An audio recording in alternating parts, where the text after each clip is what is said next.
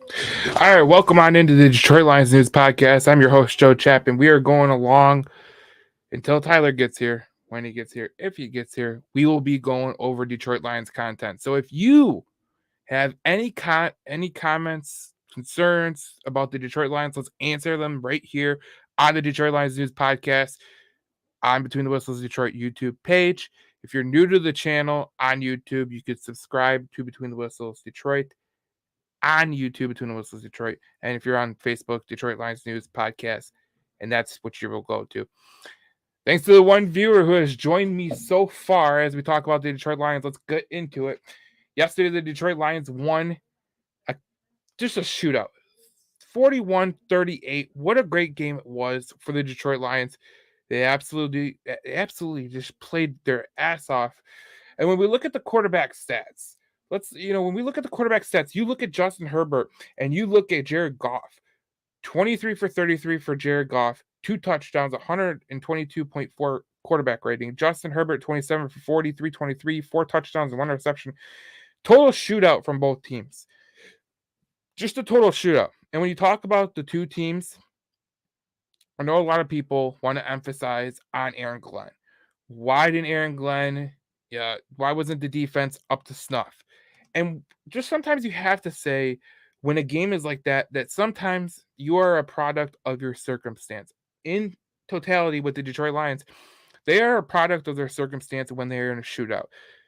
This time they came ahead. Remember last year, the Seattle Seahawks Detroit Lions game? They didn't win that game. There were certain games last year that they did not win because they were in a shootout and they just didn't make the right plays to win. The key here in yesterday's game was the Detroit Lions getting that turnover. Kirby Joseph gets the interception. Kirby Joseph, read this stat. First Lions player to produce at least 6 interceptions and 2 forced fumbles for 2 career seasons in the Super Bowl area since 1970. Guys, Kirby Joseph is legit. Like, I think a lot of us thought that he'd be really good, in a second year, but he's really coming on. This could be a very, very key for the Detroit Lions. Kirby Joseph, what a day he had. If you're in the comment section, you're one of the 18 viewers right now, 16 viewers, listen, you have comments, we'll get to them. Let's talk Lions football, because this is an interactive show and it's great to have people on here. So let's get to it. No injuries. Woo. You know what? That is great. That's great. That's a great point. No injuries. You want to make sure you get you want to stay ahead from no injuries. So yesterday, Tyler's texting me right now. Oh, I gotta give him a stringer link. That makes sense. My bad, Tyler. My bad.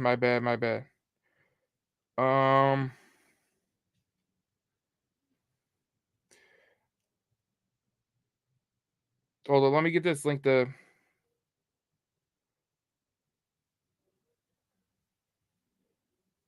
All right, Tyler. I sent you your string. Your link. Okay. Ray says, "What a game by the Detroit Lions! What a game it was." Facebook user. I don't know why it says this when someone in the group comments, but if you're in a group, please leave your name, or else we won't see who the hell is commenting. Because I like to give people freaking credit. That's what I like to do.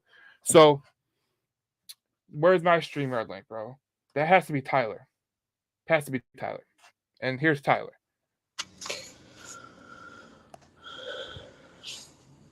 What up? What up, boy? What up? Man, whew, Victory Monday. Let's go, y'all. All right.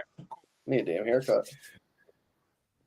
All right, Tyler. First of all, welcome in, because obviously I started a little bit. I forgot to give you the string link. I was trying to comment on the stuff. I'm like, dog, yo. I was doing the podcast with Ann Erickson of the Riff, and if you get a chance to go listen to it. I thought I brought it up, but I didn't. But it's on the Facebook page. Go listen to it. It's great. We had a great talk about Detroit Lions, but Tyler doesn't think. First of all, let me get your thoughts on yesterday's game, because I know you have a lot of thoughts. Yeah. Can you hear me a little better now? Ah, damn it. So yeah, so like Aaron Glenn sucks. Anyways, that's my first thought. Second thought is that I loved how we decided that we were going to get JMO involved like we had been wanting. I love that little short screenplay that got right back. It was a touchdown, but it got him involved. It got him the touches. It makes me feel like they're like actively trying their best to get their playmakers involved, and they're kind of listening to like the noise of wanting that to happen. Overall, just complete domination. I mean, literally completely dominated the ground, completely dominated the pass. I mean, the reason that I'm so like upset, I know it was a shootout, and the Chargers are a team that shootouts can happen with, and I understand that. But when you are so absolutely dominant, this reminds me exactly of the Seahawks game the last 2 years, where we weren't on the winning side of that because we made a tiny error. Like our offense had to be absolutely perfect for us to win this game, and thank God they were. We had like over 500 freaking 30 yards of offense, and we had to be perfect or we're going to win that game. And that's what scares me, is because you can't expect the offense to always be that perfect. Those dudes were on fire. Like I just, it sucks because Aaron Glenn looked like he was coaching. Like this dude looked like he just came out of kindergarten trying to coach his defense. I wasn't a fan. Yeah, but the thing, I think I take out of it is like when you're in an offensive shootout like that, I don't really think that you can control it as a defensive coordinator. I mean, I remember when Steve Spagnuolo and the Kansas City Chiefs went against the Buffalo Bills, and that was a shootout in the AFC Championship game of all things. And it was mainly offense. So it's sometimes you're not gonna shut down an opponent, and you're gonna have to be perfect. And that's where Jared Goff earns his money.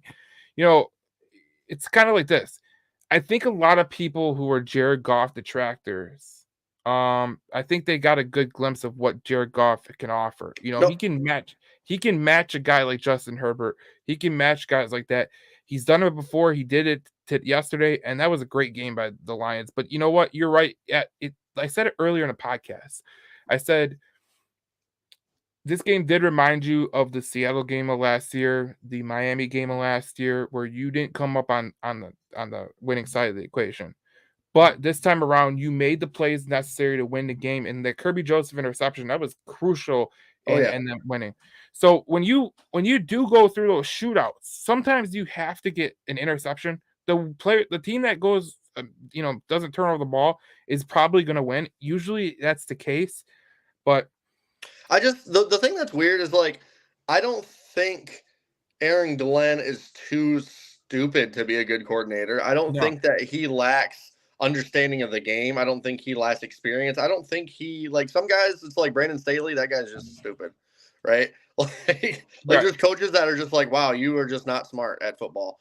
Um, the way I see like Aaron Glenn is that like it's like when you need to adjust on the fly or decide to make a smart move instantly right then and there, it's like he just kind of shits his pants more often than not. Like the thing that blew my mind is it's 3rd and 9 on a clear passing situation, and you're trying to surprise them with a corner blitz, and you leave Keenan Allen wide open in the slot, who's been kicking your freaking ass. It's little things like that where like I don't mind if the players get beat and they get hurt, but when you call such a kind of stupid and ballsy play that it leaves their best playmaker wide open, it's just like I'm like, man, I sure as hell hope that in an NFC championship or a divisional game in the playoffs, I hope that's not what he's cooking up, man, because it's not gonna end well. Like I just want to see someone be able to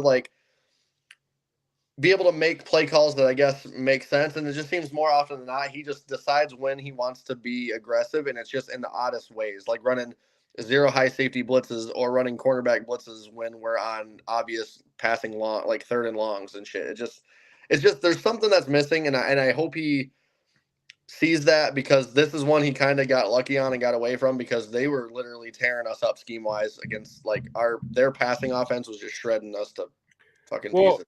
let's be honest right now. If you're saying that the Lions got tore up, what were the Chargers getting tore? Were the Chargers getting tore Oh, up? Right. absolutely. So you gotta Absolutely. you gotta look at it in this spectrum. Like it's not gonna be like okay. there's part of me that agrees with you. There's part of me that does agree with you. And yesterday when you were going off in the text chat, I was like, man, this guy's going off. Like, I, what the and hell? it's easier. It's the next day when you can articulate it a little bit and you can explain it a little bit. I'm Now, explaining it better than I was yesterday. I was being where I will agree with you, yeah, there's some portions of the game where like he did take some chances. At the same time, if you take those chances and it works out, no one's saying a thing. If you right. take those chances and you get to the quarterback, no one's saying a thing. The issue with this Detroit Lions team right now is like Aiden Hutchinson gets pressure on the quarterback, right?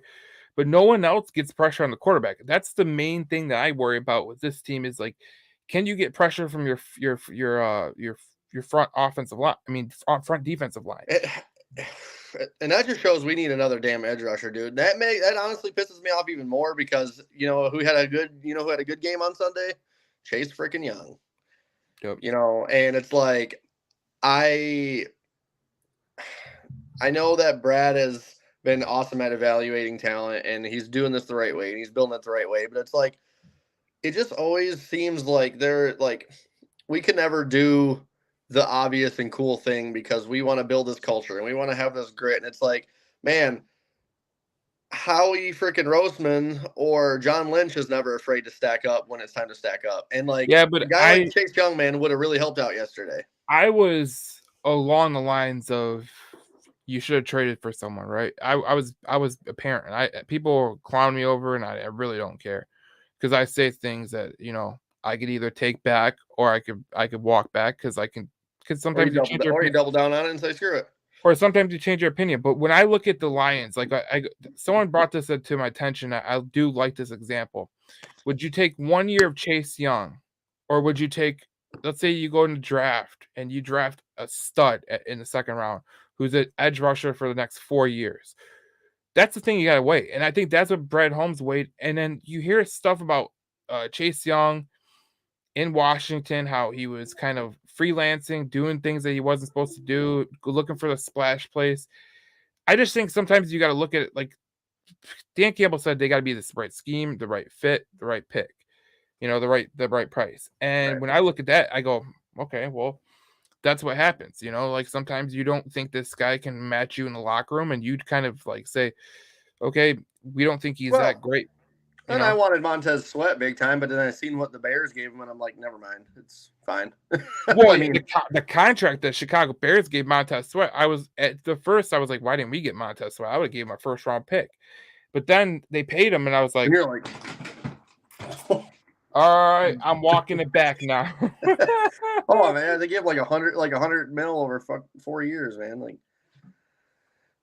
Yeah. that's hefty price for guys never made a Pro Bowl or an All Pro. Like it's pretty.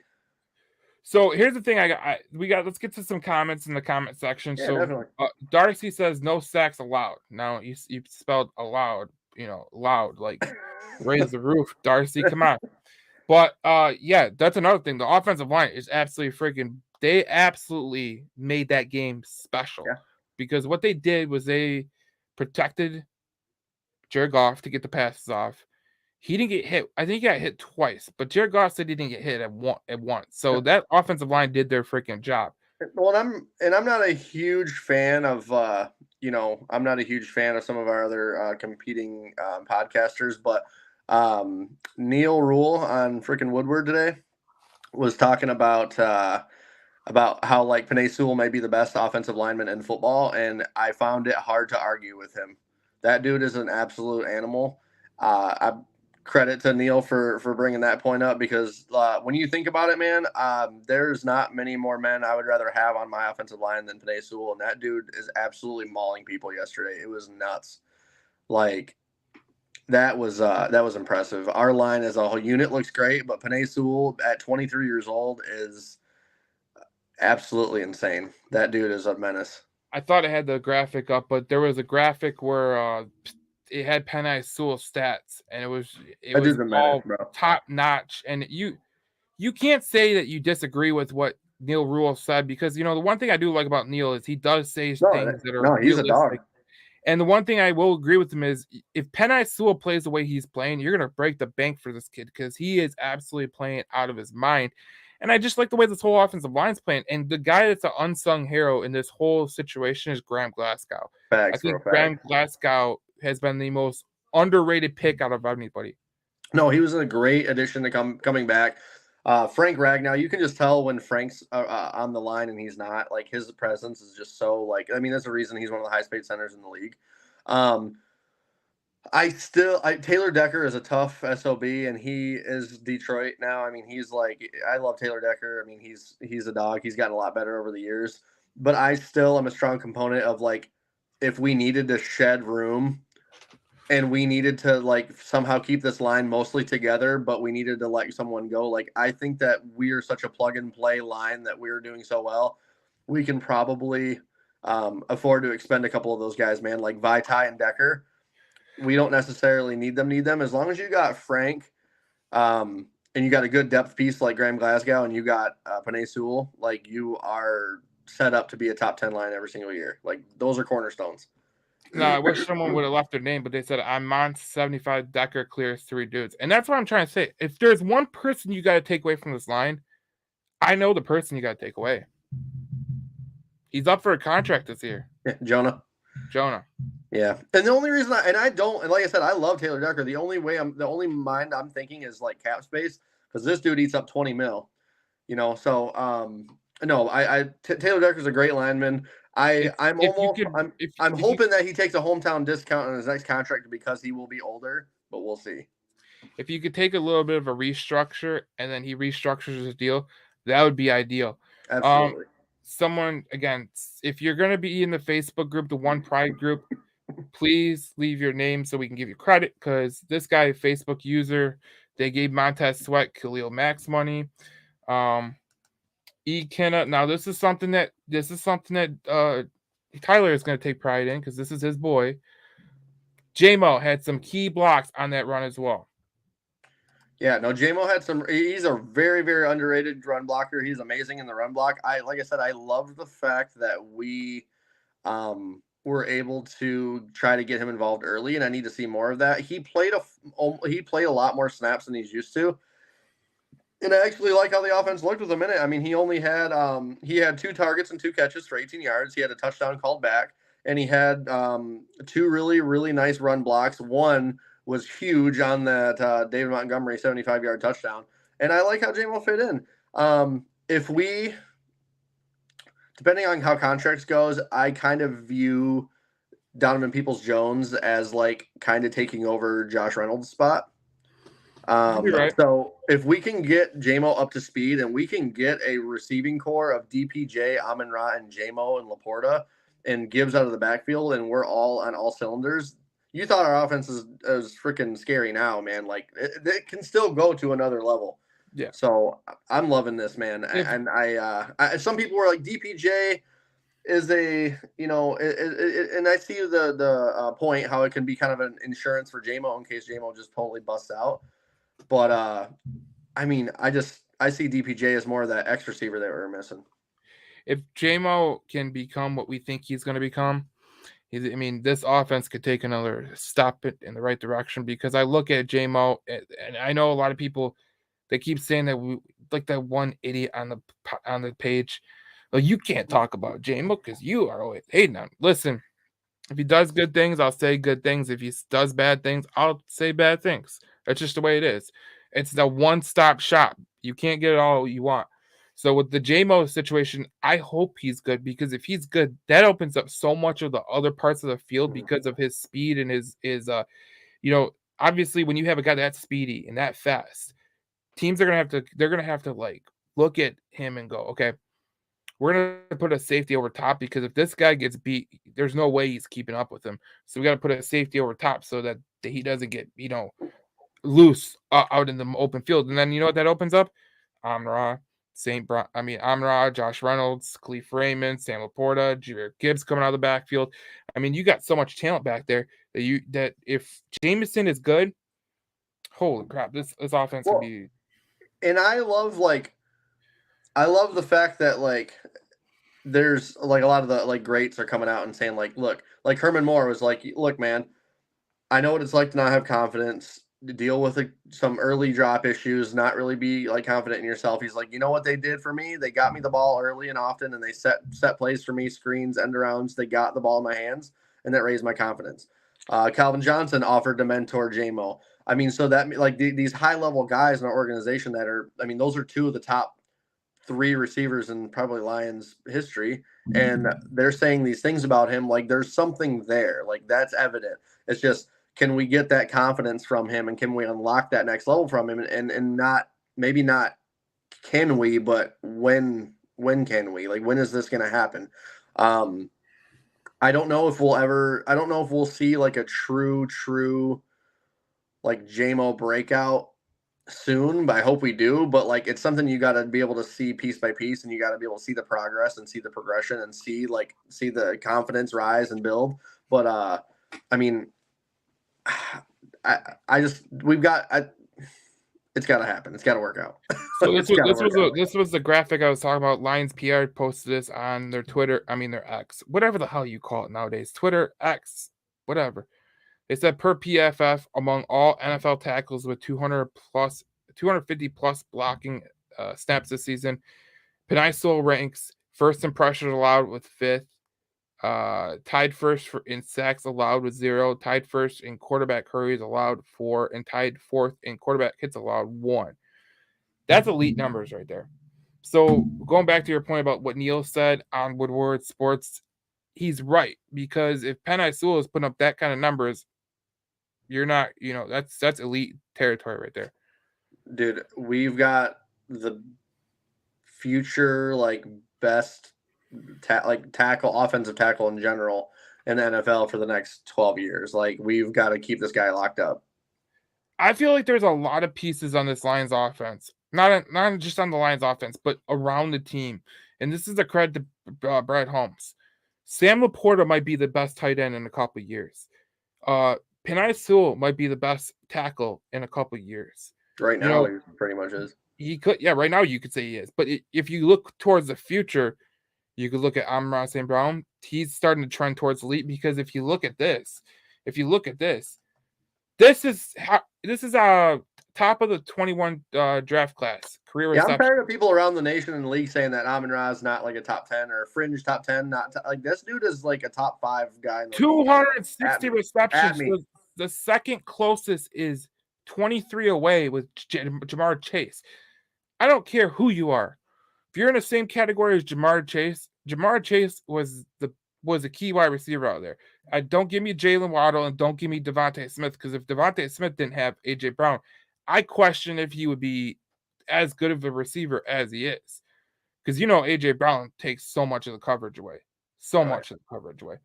But I just look at this team and I go, man, if you look at it like this, Sewell, Laporta, if we go to Gibbs, look at Gibbs. This was pick your poison. When the Lions are on the ball, 193 combined yards, 3 combined touchdowns. Dude, you're not getting any better than that. What's crazy is that teams know that Amon-Ra is Amon-Ra, and they still can't do anything to stop it. Well, that's what I was pointing to yesterday, because when I did the whole breakdown, this is, if you look at these numbers, Amon-Ra St. Brown, 8 receptions, 9 targets, 156 yards, 19.5 yards per average, 1 touchdown. Then you had Keenan Allen, and I think these guys are the same freaking wide receiver. Look at the yardage they get up, the targets, the receptions, the touchdowns, the yards per catch. I think that we got another Keenan Allen, and I feel like Keenan Allen's so underrated in this NFL. No one gives him credit because he plays with the Chargers, and the Chargers don't win jack shit. But he's a great wide receiver. And he hates being called underrated. It's kind of funny. But he is. Does anybody ever mention Keenan Allen in top 5? And I think a lot of it has to do with just like he's just always injured. But like low key, no. I mean, Keenan Allen is definitely no lower than top 7 in the league. You know, I mean, like he's a guy, man, definitely. And no, Amon-Ra, I mean, he's starting to get some deep ball or some deep route too, man. Like people are like, oh well, he'll never take you off. He'll never take the top off the defense, but he'll cut you underneath. Bullshit, man. I've seen him take the top off it a few times this season, so he's developing that in his game. I love the way Amon-Ra's coming about. I think he's only getting better, and the one thing I can say about Amon-Ra is he just finds a way to get open. I don't care what it is, and that's where him and Keenan Allen are kind of the same freaking He's a cost technician, man. He is. because they are always open. It doesn't matter, and that's what I was trying to say to you, Tyler, yesterday was when you're going against Keenan Allen or Amon-Ra St. Brown, if you're a defensive coordinator, you're pulling your hair out. Because what do Right. you do? What do you do? They're so perfect with the precision and the way they run routes that you have to like say, okay, well, we can't just clamp down on him because if we clamp down on him, Sam Laporta. Same for the Chargers. You can't just clamp down on Keenan Allen because Austin Eckler is going to beat you. So that's what I'm talking about. Like if Are we are you? what Sorry, go ahead. No, finish here. I said, we're lucky that Mike Williams didn't play yesterday because that would have been another tough guy to match up with. Are you worried or like actually concerned about like Aiden Hutchinson not getting these sacks? Like, what's like?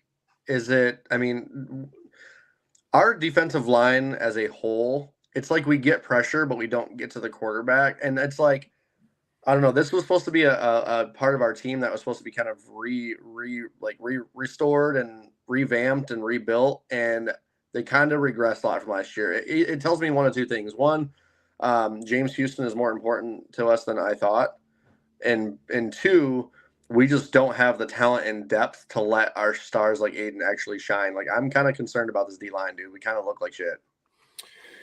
Well, here's what I Like would we do say. and we don't. Like the stats don't say the whole picture because I think that we're better than our stats show. It's just odd. It's like an odd conundrum with that D line. This is what I always talk about with defensive line. I think a lot of people look at defensive line and they go sacks, right? You Right. look at sacks and you go that's the way that you have to measure a defensive front.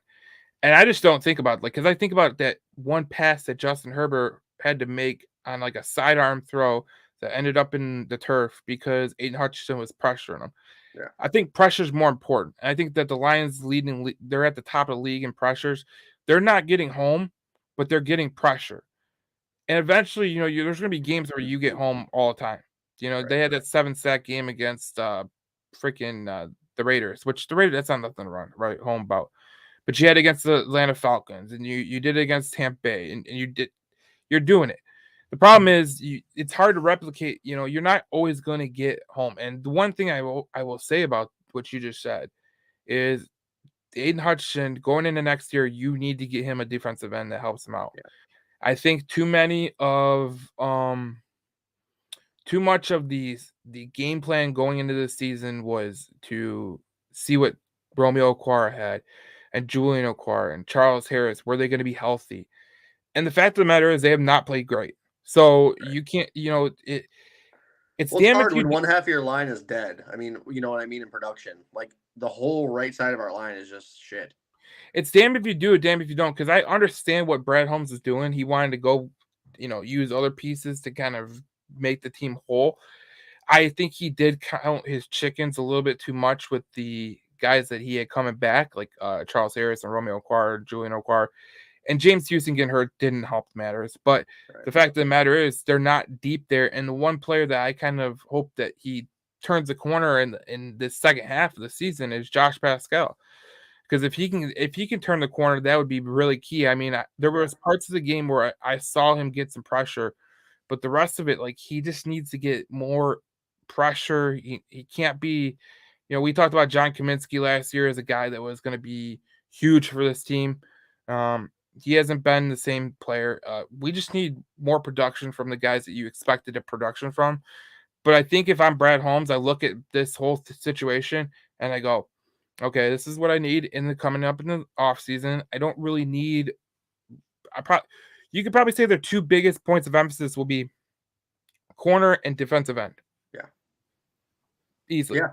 And I feel the same way. I just like it's like man, I really thought that the rest of our defensive line with all those guys that you were naming on that other side would be enough, and it just clearly has not been. I think that, and I still don't know what the hell to think about James Houston. We basically saw him for 6 games, and he was lightning in a bottle. I don't know. I don't know. I don't know. Is he going to be great? Is he going to be average? Is he going to be good? Is he going to be shitty? I don't know. Who knows? But You know, us not being able to help generate pressure on the other side is tough, but I'm really, really, really, really happy with Aleem McNeil, man. Yeah. He is posting like if you're a big or PFF guy or not, I mean he's been posting like some of the highest grades on the team week in and week out, and this dude is just an absolute animal up the middle, and that's not something that's always going to show up on the stats either.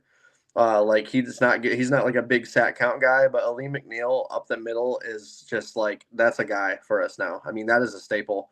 Like we've got Aleem and we've got Aiden, and if we get that one more piece on the other edge on the other side, our defense is gonna be even crazier. So Yeah. shout out Well, to McNeil, man, for balling. I'm looking at these edge players for next year. You got Daniil Hunter, you got Carl Lawson, you have Marcus Davenport, Zadarius Smith, Chase Young, Danico Autry, Leonard Floyd. I would like to get Leonard Floyd would be nice. Josh Allen from Jacksonville, Derek Barnett from Philadelphia, Brandon Graham from Philadelphia. That'd be cool to bring him home to Detroit. Um, there's not many defensive ends that I would go, okay, that's that. You can talk about Clowney maybe. I don't think Clowney's that great. John Uche, he's more of a 3-4 guy. I mean, there's not much you get until you get to like the bottom of the list. There's not much that you say, okay, that guy can help us out right there. I mean, when you got Romeo Core at the top of the list, like, come on, okay, stop. Yeah, like oh no, yeah. With that being that deep of a free agency class, we can pretty much pick any one of those guys you said and And the be draft class is instantly pretty better. huge too. That's why I kind of like that I did like what Brad Holmes did, because now that I'm looking at it from a Detroit Lions standpoint, I'm going, okay, there are some defensive ends that I would love to have in the college football ranks, and you can go with Jack Sawyer from Ohio State. You got Chop Robinson from Penn State. I don't think he'll last that long, but if he does, you take him all you want. So Chop Robinson kind of reminds me of a Micah Parsons. I don't think he's going to be there, but if he ever did get to the Detroit Lions, oh my God, I would take him in a heartbeat. And Bear Alexander, I don't think he can't come out this year, can he? I think he has to wait one more year. Who? Bear Alexander, that dude from Georgia, the freaking I DN think he's bucket got one crapper. more year too. Yeah, he is an absolute dog too. But yeah, and I wouldn't mind, man, if we're trying to get a blue chip guy and we're trying to keep this thing going, maybe making a trade up in the draft. Yeah. I mean, hey, package a couple up and get up there. Now I see some comments in the comment section. Let's get them. E. Kenna says credit to Herbert, who extended a lot of plays. That's what I'm saying. When you go against a guy that can scramble out of pocket, that's kind of, you're going to be limited on the number of sacks that you really get. Guys like Jalen Hurts, guys like Justin Herbert, Patrick Mahomes, they're hard to sack. They just are. So you have to pressure them, and that's why you force them into throws that they don't want to throw. Greg Brown says go get Max Crosby in the offseason. The Raiders are not trading Max Crosby, and if you are a Raider fan, you wouldn't trade Max Crosby either. So we just need to stop that. We need to hire a new defensive coordinator. Tyler agrees with that. I don't agree with that. I don't think defensive coordinator is the issue. I think that you really do have an issue at defensive end that I would have loved to see. I would have loved to see them do something at the trade deadline, but they didn't. So this is what you're left with. Now you got to hope for James Houston to come back by playoff time, and then hopefully he turns into what he was last year. Because, I mean, there's no one that's helping Aiden Hutchinson right now. I mean, besides Aleem McNeil, there's no one that's helping him out. I just saw a mock draft that has the Lions at 29 taking Jared Verse from Florida State. I would love that. I wouldn't mind that at all. No. I don't know if he lasts that long. I mean, he was a lot better last year than he is this year. He's a little bit less consistent than he was last year. But Jared Verse is a guy, man. That'd be sweet. That would be a great pick. There's a lot of great edge rushers this year, so the Lions can get a really good one. So I'm not really worried about that. Cornerback, I mean, maybe you get one in free agency next year, because I don't like the cornerback class coming up, but there's a lot of things that this Lions team could do in the offseason, but we're in the main dish of it now. And I was talking yesterday, Tyler, on my little video I did. I I truly think that this Lions team can go get home field advantage. And I think that would be huge for this team because if you can get home field advantage, it opens up a spot where you're gonna play 2 home games to get the Super Bowl instead of 3 playoff games, which right off the hop, it's a win. You know, you have an easier schedule than the Philadelphia Eagles coming up. You have an easier schedule than the San Francisco 49ers coming up. So you should be able to make a run at this first overall seed. And I just look at it like this: if you win, if you get the first round bye, and Dallas comes in, I feel a lot better. I feel a lot better that Dallas is coming in on the road than at home. I feel a lot better that the Philadelphia Eagles are probably going to play the San Francisco 49ers in the divisional round, and they're going to come to your place after. That's why I think that it's so important that they go and get home field advantage. I was interested to hear your input from that. Yeah, no, I mean obviously it's huge to get home field. I mean, we're talking about we're one of the best teams at home in the league. So and then obviously Jared Goff is fantastic at home.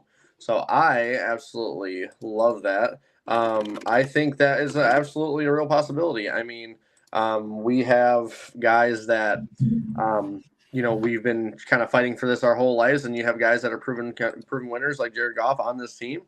And I think that it's going to be. I not going to sit here and say yeah we're for sure getting home field advantage. I'm not that confident for sure right now because Right.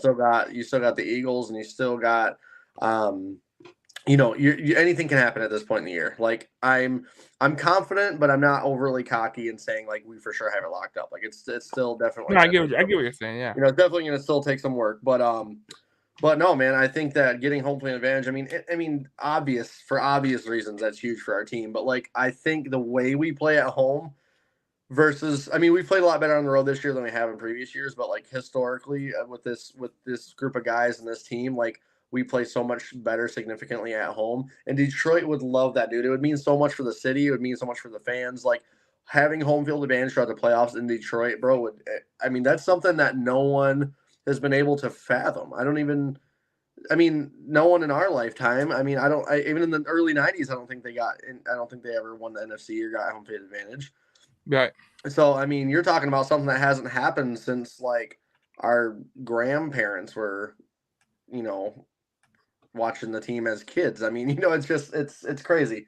So, this would be amazing. Like I said, not only for the team and the guys around, but it would mean everything for the city and everything for the fans. It would be absolutely insane, dude. It would be huge. Like I think it would mean more for Detroit than it would mean for almost any franchise in the league. Like it would be poetic. Yeah. I think that if you get the first round bye, that would be huge for not only the team but for the chances of going to the Super Bowl because you only play 2 games. The probabilities of you getting past the divisional round, playing the lower seed that wins that first wild card game. I mean, that's a great situation right there. And then if you do play San Francisco or Philly in the NFC Championship, they're coming off a game where they just beat the shit out of each other, and you played the lower seed. So that's why home field advantage does matter in the playoffs. Like I always hear, Patrick Mahomes always says it. He always says it. He says, you got to get home field. That way they come to us and we don't go to them. And that's the way Exactly. it is. Well, yeah, you don't have to worry about added travel, added pressure. You're in your zone. You get to practice in your facility and play in your facility later that day. You don't have the jet lag and the travel. And some of the toxic atmospheres. I mean, you're talking about going into another stadium where they have their fans and it's playoff time. Like it's a lot, man. Like for a bunch of guys that have never made the playoffs, how much more comfortable would it be to be able to do it at home where the field, the fans, the stadium, the cadences and nuances of how you're going to play this game. Like it just makes it so much better. I mean, even if we don't get home field, I still think we have a really good chance to take a really deep run. And you don't have to deal with the crowd. That's the biggest thing. Exactly. I mean, it's going to be, I mean, we have a chance to do something special, man. And I think we're even a little better than I maybe even originally thought. I mean, I think our original prediction was what, 12-5. Yeah. I think you and Yeah, I want to say, I think we had the same one. I think we said 12-5. you Yeah. said 12-5. I said 12-5. We both said Jameer Gibbs is offensive player of the year. We're trending in the right direction, but Mayock may have us beat. I said Gardner Johnson for defensive player of the year. That's not going good. Surprise player of the year, you had Walker. You're looking the best there. And rookie of the year, you had Branch, and I had Jameer Gibbs. So did Mayock had Branch too. But if we look at who do we fear most? I mean, look at you guys are better than me. I mean, I fear the Green Bay Packers for God's sake, and look at them. They look absolutely awful. But Yeah, someone was saw some stuff online earlier. Oh, are you guys scared of the Vikings, man? They're knocking on our door. I'm scared and uncomfortable. I mean, it is crazy that they've rattled off 5 wins in a row. I'll give them that.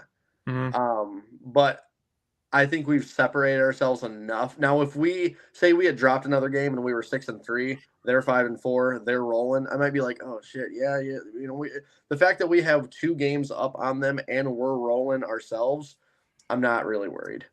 Well, I Because barring like a colossal like fuck up failure from meltdown. us, like bad, which I just Yeah, don't. That it doesn't seem like the SOL type of team to me. I know we're all ingrained and trained to think that we're going to have this colossal meltdown, but I just don't see it. I think everyone's in our rear view right now, yeah. and I'm ignorant right now because I don't know the future. Hindsight's 2020, but as of right now, I'm definitely not worried.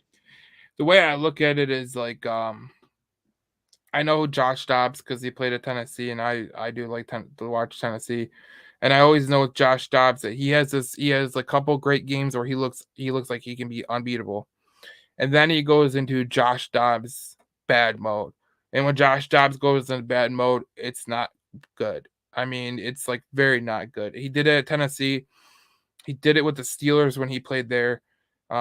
He was on the Lions practice squad. He was with the Tennessee Titans when Tennessee Titans picked him up and they started him. Oh, he was looking great. And then after the first couple games he played, that changed around too. He wasn't the same player, and they kept making plays. Yeah, I think Vikings are a great spot for him. I think he can be like a serviceable guy. I mean, he could be a starter. He's a serviceable dude. I mean, I don't know if that necessarily makes them. The Vikings brass loves Kirk Cousins. I don't know if it moves the needle of them moving on from Kirk Cousins or not per se. But I mean, hey, Cinderella stories are cool, man. They're cute. They're fun. They're great to see. They're good for sports, right? But I don't think the Cinderella story has in the works has Josh Dobbs leading the Vikings to a division title while the Lions have a colossal meltdown. It just doesn't seem it's too You far know, fetched, man. It does. Don't be worried. Don't be worried. the reason I don't worry about the whole Minnesota Vikings thing is simple.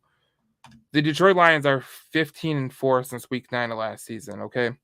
This isn't the same old Lions. This is not the same Lions. The Lions of before, they would win some games and then they would drop some games. And I know, people expected them to be perfect last year to make the playoffs, but that's not reality. You're going to drop one of these weird games that you have. But the reality is they're 15-4, dude. Like that's insane. That 15-4 since week 9 of last season, that means that you're a top echelon team. You're one of the only teams in the NFL that has 1 or 2 losses. So people just need to chill out. Like they're gonna be fine. There's something I want to talk about for a second too, and we've talked about it before, and I know people have brought it up. We traded for Jared Goff, and people thought that Jared Goff, part of that trade was like, we talked about this before, was like a salary dump or a throw in. And Brad Holmes and Dan Campbell have both doubled down. Definitely more Brad Holmes even doubling down that this is our guy. He was not a throw in, he was not a salary dump. He was a big part of why we took this trade. And the fact that he came in, fans didn't like it. Fans didn't like him. They have a weird infatuation and obsession with Matthew Stafford. Guilty. I love Stafford. He was fun, right? He was fun to watch. But the Goff comes in, man. He puts his nose down. He goes to work. The team's shit. Matt Patricia ruined this team, so he takes a bunch of losses. This dude takes it all on the chin, stays a leader, stays confident, stays poised, turns the ship around, man, and this dude is a dude now, man. This guy is literally like a Michigan local freaking hero. Like around these parts, Jared Goff has turned into a guy, man. And I just want to say, like, shout out to him for the way he handled the whole situation because he easily could have been disgruntled, pissed off, asked out, asked to be released, asked for a trade. Like, this dude doubled down and said, I'm going to make you fall in love with me. Let's do this shit. Hop in my backpack. Let's go. And they, like, just turn this shit around, man. So, like, I think that, like, just this dude that we thought was just some timid noodle arm shitball from Cali, like, he really proved himself, man. And this dude has got Detroit written all over him. And I'm happy that he's changed my mind because I was a Goff hater for a long time, and this dude has changed my mind. And he's right. He's righted the ship, and this dude is a baller, like, for real. I love it, man. I told people when he got traded here, I said he's going to be around for a while. And people like, well, you didn't really laugh at me, but there's a lot of people that laughed at me.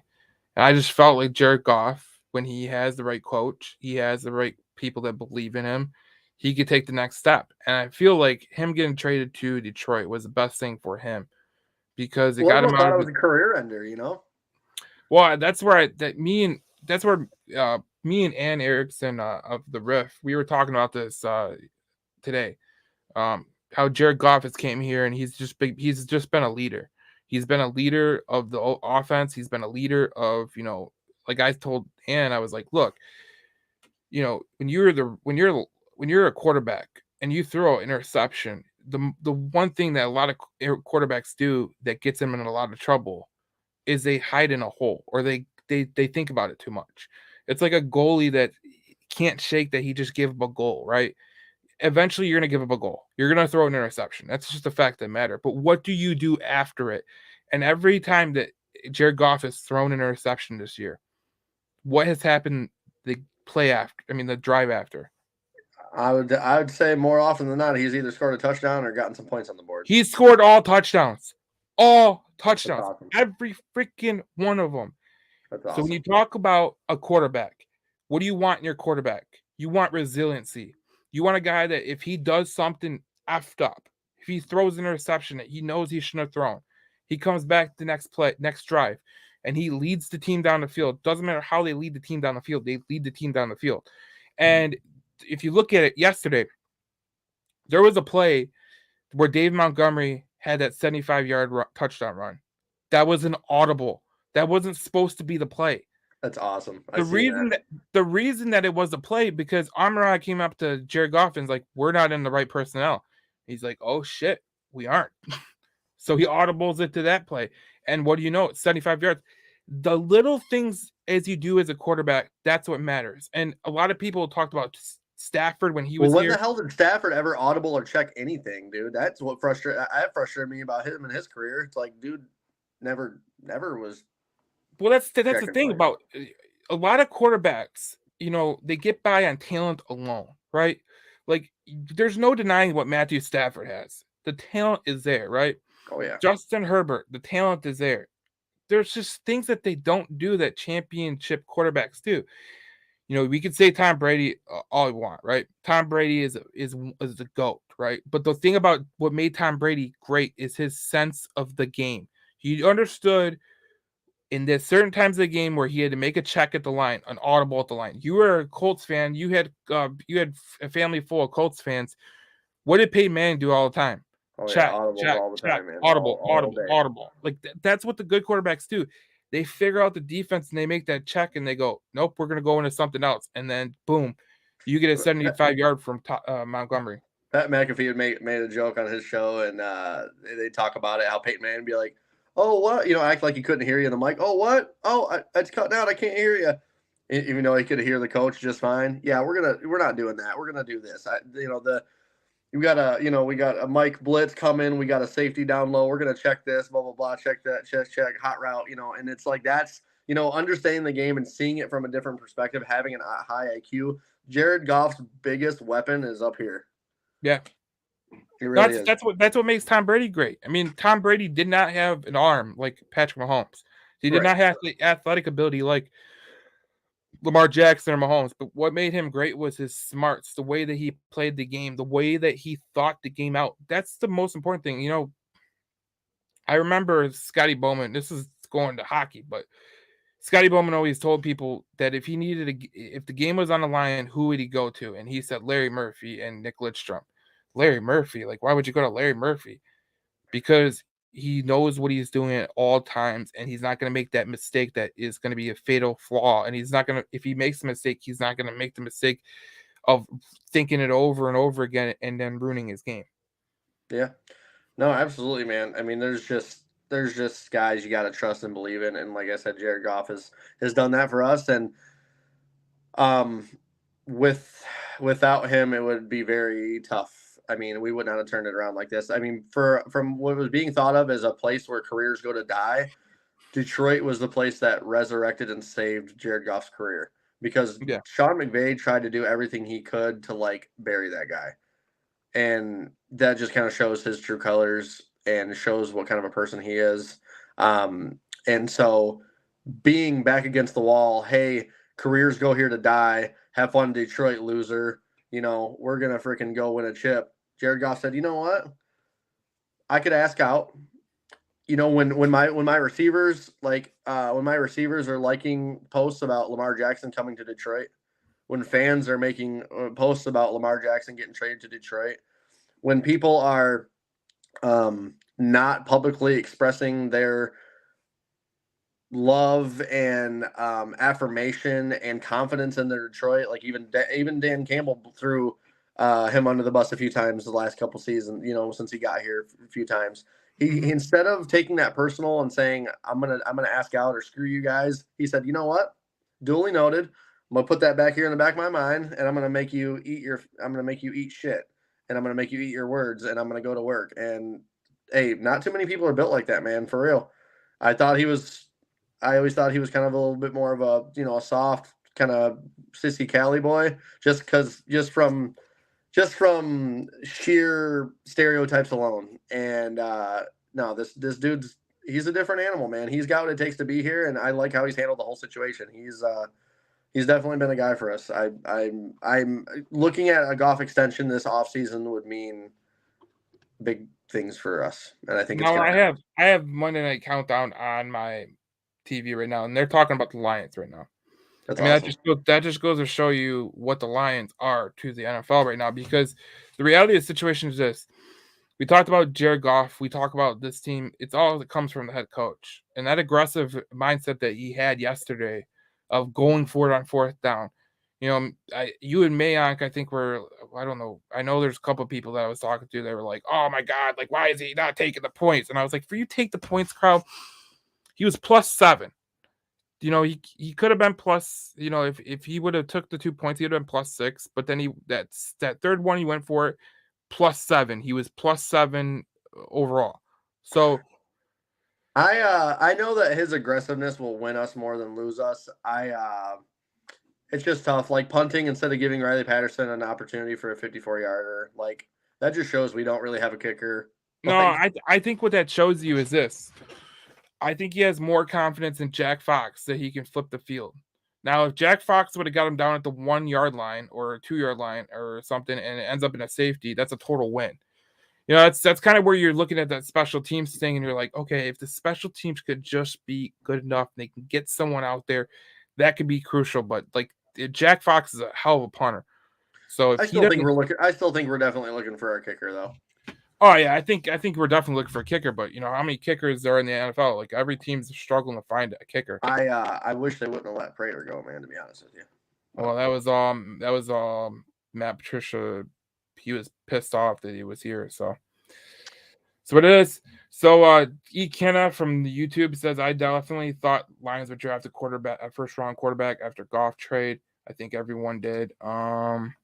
Now people are saying let's go get Jack Jones. Guys, Jack Jones is not going to be a culture fit here, and there's no chance the Lions even take a chance on him. I mean, this is a guy that robbed the Panda Express. Okay, he robbed the Panda Express.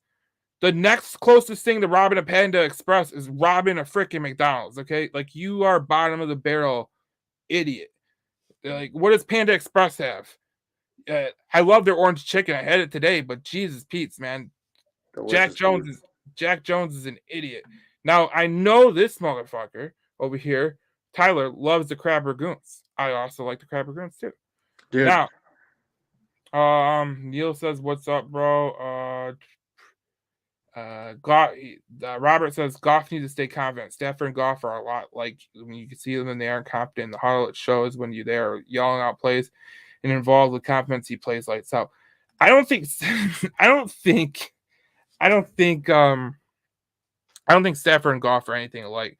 And finally, E. Kenna, he goes White Castle. So that was going back to our Jack Jones, Robin of Panda Express. What's worse? He says White Castle. So I I think Stafford, one thing that he was actually lacking is that he wasn't a very vocal leader, and he was just like, I don't know, he was pretty much like, I don't want to say cocky, but his almost would thought like, you know what, my arm can save us from anything, so I'm just gonna sling this bitch wherever, and we're gonna do this thing. I just like Goff as a just like I like Stafford's arm talent, just his arm, I hell didn't of a like lot his more than decisions, though.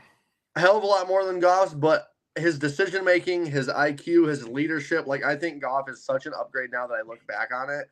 Like we're going to be, especially if we win a playoff game and we get another few seasons of Jared Goff, say we extend him to a 4-year deal and we are like a perennial playoff contender and we get a few playoff wins, where everybody's going to forget all about Matthew Stafford.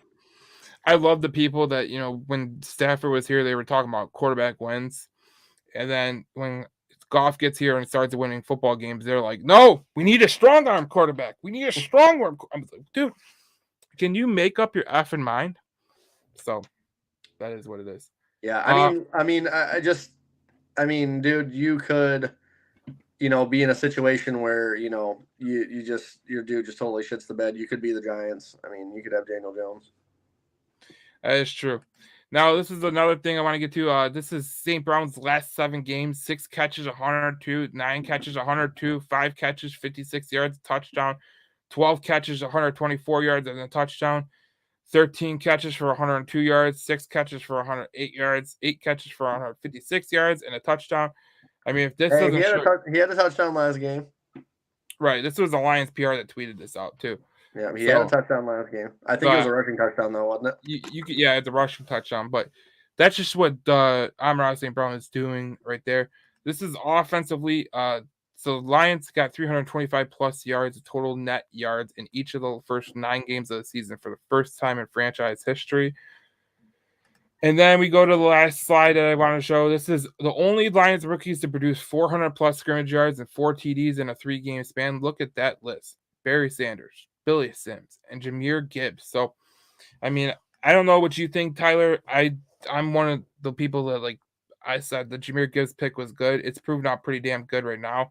I remember when we were doing the draft coverage, you were not happy with the way that they picked it, but then at the end you were like, oh, we got Brian Branch in the second round, we got Sam Laporta in the second round. You're like, I'm good.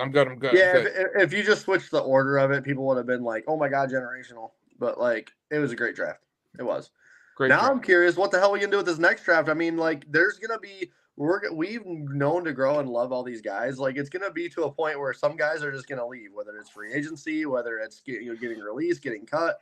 So it's gonna be interesting to see because I've covered the team more in the last 2 years with you, like, or 2 or 3 years with you, than I ever have. Like, I mean, I've always followed very closely, but like we've invested our time, effort, energy to every position, every player. Like we've gotten like guys that we really like at all these positions. So it's going to be interesting to see who we let go and for what and what we do in the draft. Like I already think, how the hell can we get better? But hey, we could use a corner, we could use a DT, we could use a D end, we could use an edge rusher. Yeah. The free agency is going to be what the one thing. This is a comment that I don't understand. Goff is an equivalent to Stafford's big toe. Yeah, I guess, dude. I guess the one guy's went to a Super Bowl, one guy's won a Super Bowl with the same team, different circumstances. Yeah, I guess they're not equivalent. I guess they're not equivalent. People, and this guy again, he goes, people forget Brett Holmes did not draft Hendon Hooker for nothing. Do not be surprised if Hooker is a starter in 2025. I think our backup Like, quarterback what do we? position was so bad that we literally drafted Hooker to be like for eternal insurance for Goff. For seriously, Hooker's gonna be like 29 by the time we get there, dude. Like, what are we talking about? Like, can we stop? Like, why do you people want to reinvent the wheel? Like, why do you want to reinvent the wheel? I don't understand it. Like, Jared Goff is proving how good he is. yeah. Then you want to go, oh, let's go Hendon Hooker because god dang, Hendon Hooker, he might be great. Yeah, he might be awful too. You might get Daniel Jones. You might get freaking Justin Fields. You might get some spud. Like, you never know. Yeah. If you got a proven quarterback, if you got a top 10 quarterback, you keep him. Period. I mean, Jared Goff right now is on pace. Jared Goff is on pace for about 27 touchdowns, about 4,800 yards, and about 9 picks. I mean, that's a. What do you think about idea of Hooker being rotated in Goff? That's a horrible idea because Absolutely not. these quarterbacks, you cannot rotate quarterbacks. If you rotate quarterbacks, you have no quarterback. That's how it goes. Yep. If you have 2 quarterbacks, you have none. Absolutely. Yeah. remember what was it? The Michigan team, they had Joe Milton and I forget who else was it. It was Cade awful. McNamara, maybe. No, it was Brandon Peters. Oh my god, that was awful. They're like, we have 2 quarterbacks, one that can run and one that can throw a bomb. It's like, why can't they just have freaking one? Yeah. He kind of brings up a good point. You might get Andre Ware, and you know what? You might get Andre Ware if you go that route. So that's the kind of needle that you gotta. Listen, I know some of you older school fans. Like, I know I'm not super old enough to like remember that whole thing, but let's not act like Andre Ware ever got an actual fair chance, okay? That's true. Wayne Fontes absolutely hated that dude. That was not fair. Now, Brian says Hooker is multi-talented. Once Brad leaves, Goff will either regress or go with Ben. Once Ben leaves. Well, here's the things, Brian. I don't think this is Ben Johnson's offense. I think this is Dan Campbell's offense because if you look at when they fired Anthony Lynn and you look at that offensive philosophy that they have now, it's the same philosophy Dan Campbell started out with, and Ben Johnson's just calling the plays. Who are must-keep players? He says St. Brown, Penei Sewell, Goff, all we need to get paid. I agree with that list right there. I really do. St. Brown, Penei, Goff on offense. Defense, you need to keep guys you need to keep around. Aiden Hutchinson, Aleem McNeil, and like a Brian Branch, Kirby Joseph, like one of the like. Those are cornerstones. Unless Jack Campbell starts showing out, those are cornerstones. I mean, you like Brian Branch is already like putting himself in the conversation as a cornerstone. Kirby Joseph already put in his conversation as a cornerstone. Usually you have about 3 to 4 cornerstones on each side of the ball, and I think we've got those. How about E. Kenna, man? He's coming with the fire today. Okay, how about Joey Harrington? It's because I said Andre Ware didn't receive a fair chance. Joey Harrington. That was a shot right at you. Dude, I don't even know because Joey Harrington was a phenomenal quarterback in college. I mean, the Detroit Lions were such a dumpster fire in that short amount of time. I don't know if anybody could have been good for the Detroit Lions, and I mean that. I mean, Joey Harrington was historically pretty damn bad, but dude, our team was like that might have been the worst any team's ever been, ever. It was crazy. They were so bad. You might be right about that. And then you're probably right about that. I agree with that. Comment. I mean, I don't, dude. You could have put freaking prime Patrick Mahomes on the freaking 2006 Lions, and that dude would have had a hard time. You might be right. It was tough. Those were the days. We could delay on a new contract for Hutch another season, don't you think? Oh, yeah, you're gonna delay. He's gonna be at least. We're talking about another. I wouldn't even be surprised if Disner looked into like, hey, if it doesn't piss this guy off too much, let's pick up his 5th-year option and let's extend this out even further. I don't think you're looking for a Hutch extension until at least another 3 seasons. Well, a lot of players love that 5th-year extension because it gives you another year for a contract renewal, and it's guaranteed money, so you're good there. are you guys worrying about Mini? Those three last games, Mini, Dallas, and then Mini in the final could be the division. I think personally. I really don't think it's. Me and Tyler, we talked about this. I don't think it's going to get to that point. I think with the schedule you got coming up, you could really handle business. Now the Vikings have one game that they have to look at. That's the Cincinnati Bengals, and the Bengals are going to be fighting for their playoff lives. So if you think that Joe Burrow, with the added motivation of the playoffs against Minnesota, is going to be a great idea, I mean that is a game that I'll tell you this thing: it's a very Lions thing to happen that Josh Dobbs absolutely destroys us because he's the type of guy. For some reason, we would make him look like a freaking all-pro for real, and you know it. That's why you're laughing. You know it. But I'm also the Minnesota defense is so freaking old and banged up and shitty and just out of like sync. Like as a whole, I'm not scared. Like looking at our offense, I think we are going to absolutely cut Minnesota to pieces. Stop what, Darcy? Stop what? Stop what? I agree. They got the Bengals. We got the Cowboys. Well, I'm not scared of the Cowboys. I'm not scared of the Cowboys. Here's the thing. I'm not scared of the Cowboys because Dak is going to go Dak. That's what he's going to do. Like that. I know a lot of people look at the Cowboys and they go, oh, look at that defense. Dude, they lost to the Arizona Cardinals, okay? They lost to the Arizona Cardinals. They got destroyed by the 49ers. There's kinks in their armor. People that worry about them. He said Dobbs. Darcy says Dobbs. What do you mean Dobbs? I'm not worried about Dobbs. I don't know. Dobbs is a nice story. He's a serviceable starter. He's on a Cinderella run right now, but I'm not going to sit here and act like Josh Dobbs is the next coming of Patrick Mahomes. I mean, he's Josh Dobbs. I watched him at Tennessee for a while. I watched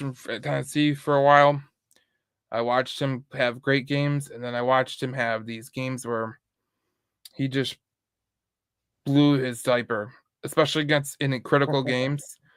I mean, I remember one game against Alabama. They were supposed to come and play a great Alabama team, which was a really good Alabama team, and this guy throws 6 interceptions in that game. I'm like, geez, oh Pete's, man. I worry about playing mobile quarterbacks. I think that's everyone's worry because once they get out of that pocket, they can make plays happen. I think if you have a mobile quarterback, you're really going to have an easier time. And look, there's a lot of people that can't. Now, see, that's what Darcy. I told you we are sweeping the division. I agree with that. Maybe he was saying stop as in like don't like blow Dobbs up too much. Maybe he was on our side. Yeah, I think he was. Darcy's a good guy.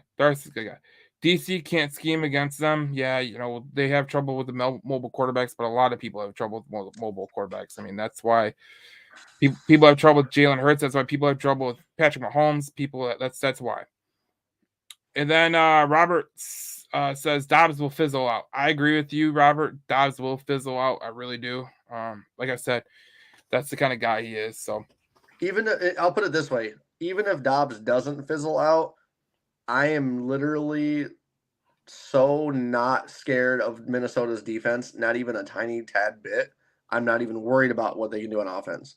Don't tell my buddy Matt that. He'll tell you that his team is great and his team is gonna rule the roost. 40-year-old freaking Harrison Smith or 40-year-old Danielle Hunter or what?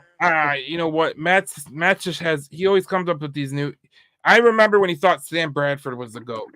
Like I was like, bro, Sam Bradford sucks. Okay, we're at the end of the program. I know Danielle Hunter's not that old. He's only like 29, but I'd like to get Danielle Hunter. That'd be nice next year. That would be nice.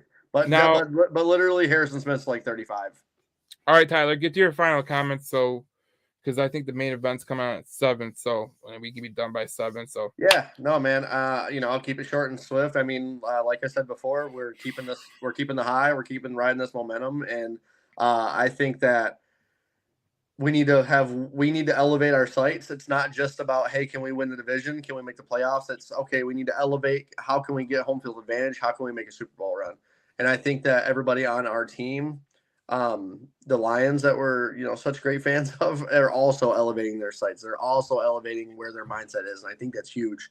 I think before it was like, could we win the division? Maybe could we make a wild card? Maybe now everybody's focus is on, hey, could we make it to the Super Bowl? Could we get home field advantage? Could we win the freaking NFC? So with loftier performances come loftier expectations, and I think we're going to see a lot about this team and a lot about its players, about how we handle winning, how we handle being a perennial winner.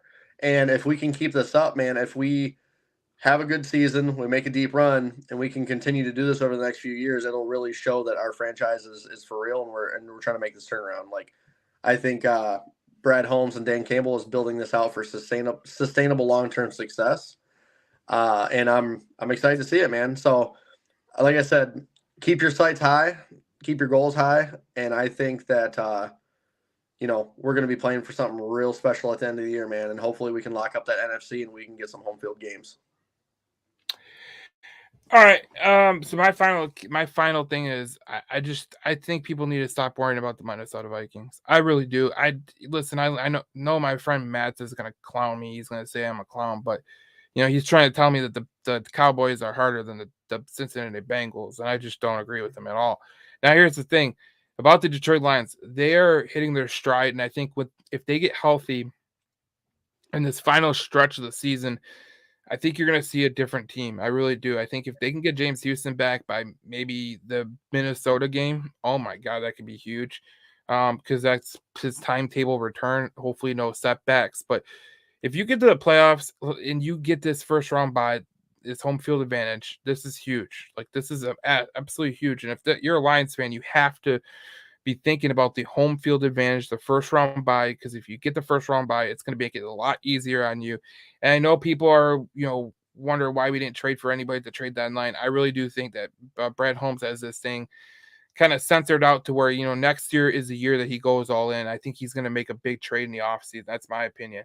I really do think that's going to happen. I think that he's going to make a big trade in the offseason, whether it be for an edge, whether it be for a cornerback. I think he's going to be very, very active in that front. And look, Brad Holmes has made some great picks. Jahmyr Gibbs is starting to turn it on. Brian Branch looks good. Kirby Joseph obviously looks good. There's a lot of great players on this team. So if Brad Holmes gets another offseason, this team's going to be tough to beat for the sustainable future. And you just said it, Tyler.